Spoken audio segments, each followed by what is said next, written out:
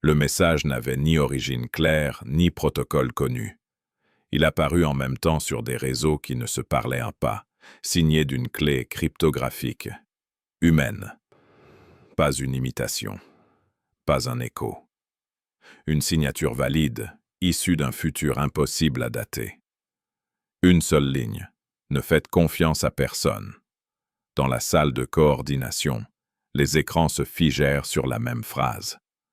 Ravel, responsable des anomalies de communication, demanda les journaux. Les horodatages se contredisaient sans se nier. Les routes de transmission passaient par des relais qui n'existaient pas encore, puis revenaient par des fibres ordinaires. Le message semblait avoir emprunté un détour par demain pour revenir aujourd'hui. C'est une attaque psychologique, dit quelqu'un. Ou un avertissement, répondit Ravel. La différence tient à une question. Qui parle? Ils testèrent la clé. Elle correspondait à un schéma expérimental que l'humanité n'utilisait qu'en laboratoire. Le genre de choses qu'on réserve à des communications qui doivent survivre à des années de bruit. Et pourtant, la clé portait des marqueurs de vieillissement, comme si elle avait déjà servi longtemps.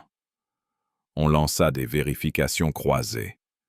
Chaque copie du message était identique, mais chacune contenait de minuscules variations de bruit, cohérentes avec des trajets différents. Il a voyagé, murmura un ingénieur. Pas été copié. Les partenaires extérieurs demandèrent une explication. On répondit prudemment. Incident en cours d'analyse. La vérité était plus simple et plus dangereuse. Si le message venait de l'humanité, alors il venait d'une version de nous qui avait appris quelque chose au prix fort. Ravel relut la phrase. Ne faites confiance à personne. Pas, ne faites confiance à aucun allié. Pas, méfiez-vous de l'ennemi. Personne. Le mot était trop large pour être confortable. Ils cherchèrent des indices dans les métadonnées. Rien de lisible. Seulement une contrainte de diffusion. Le message semblait conçu pour être impossible à bloquer sans couper tout le réseau. Comme si l'auteur avait anticipé la censure par des humains. S'ils sont nous, dit Ravel, ils savent comment on réagit. Et ils savent ce qui nous fait hésiter, ajouta un analyste. Un test simple fut décidé. Envoyer une réponse chiffrée vers la route la plus probable du message. Aucune réponse ne revint. En revanche, le message original réapparut, inchangé, mais avec une latence différente. Comme un rappel. Dans les couloirs, la rumeur se propagea plus vite que les protocoles. Certains proposèrent de couper les liaisons sensibles, d'autres de renforcer les alliances. Ravel refusa les deux extrêmes. Si quelqu'un a voulu nous isoler, dit-il, il savait que ce conseil suffirait. La question n'est pas de savoir qui ne pas croire, c'est de savoir pourquoi on nous dit de ne croire personne. Une note interne résuma l'état des lieux. Authenticité élevée. Intention inconnue. Effet potentiel. Fragmentation de la confiance. Puis une phrase manuscrite ajoutée au bas de la page. Les pires mensonges sont ceux qui disent exactement ce qu'on aurait voulu entendre après coup. Ce soir-là, aucune alarme de flotte ne retentit. Aucun ultimatum. Juste une ligne qui refusait de s'expliquer. Et l'humanité, pour la première fois depuis longtemps, dut admettre que le message le plus dangereux n'était peut-être pas celui qui ment. C'était celui qui semblait déjà nous connaître. Le Conseil choisit la seule option qui ne ressemblait ni à la panique ni au déni. Mesurer l'effet du message.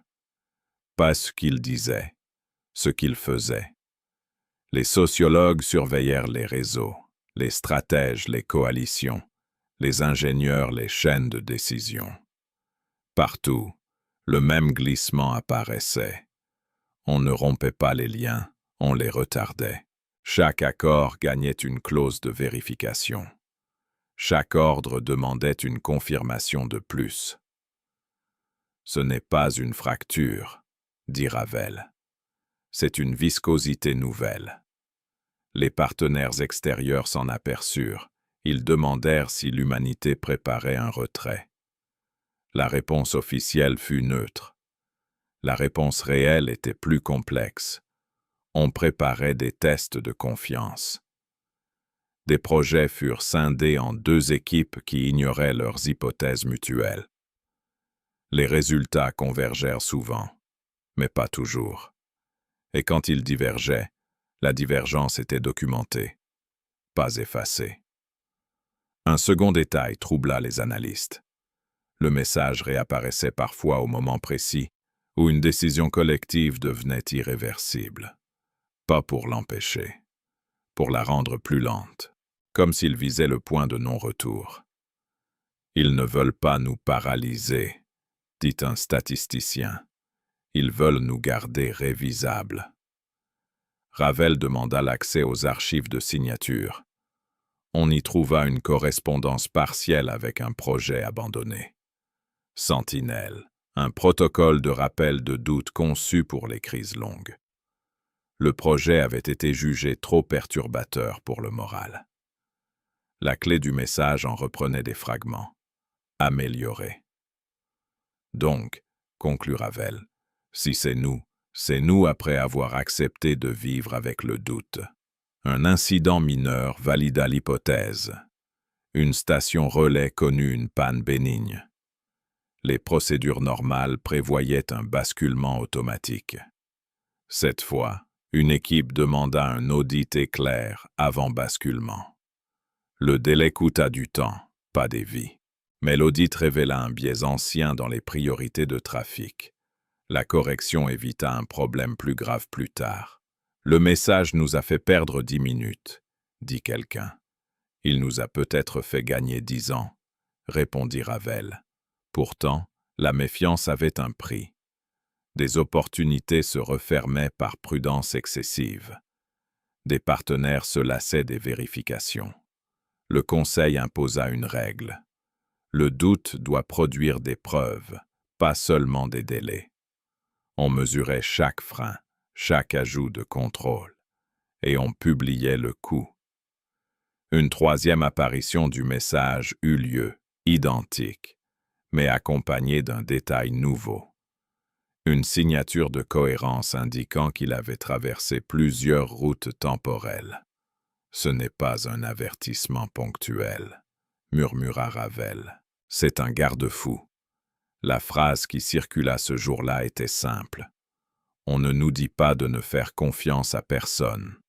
On nous dit de ne jamais faire confiance sans mémoire. Et pour la première fois, le message sembla moins une menace qu'un outil dangereux, mais peut-être nécessaire. La crise finale ne prit pas la forme d'une attaque, mais d'une proposition parfaite. Un partenaire majeur offrit un accord qui résolvait 3 problèmes à la fois.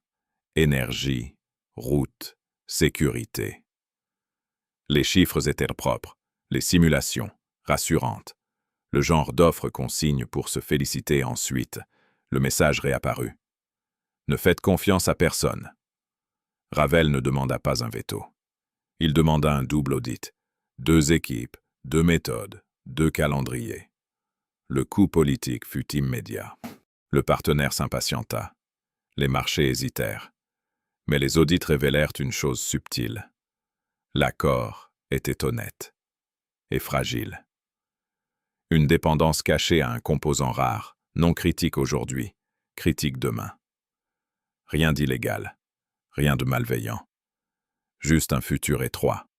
Ce n'est pas un piège, conclut Ravel, c'est un tunnel. Ils renégocièrent. L'accord devint plus cher, moins élégant, mais redondant. Le partenaire accepta, à contre-cœur. Quelques semaines plus tard, une pénurie frappa ce composant rare. L'impact fut amorti.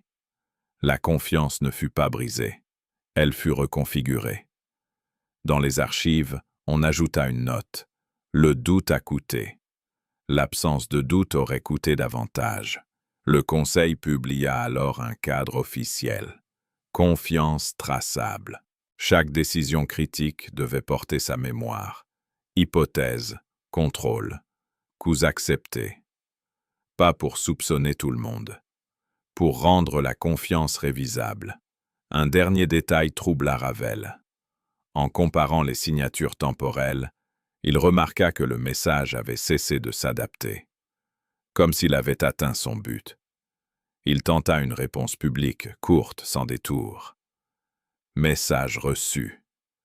Nous garderons la mémoire. Vous pouvez vous taire. Il n'y eut pas de réponse, et le message ne revint plus. Des mois plus tard, quelqu'un demanda s'il fallait regretter la fin de l'avertissement. Ravel répondit « Non.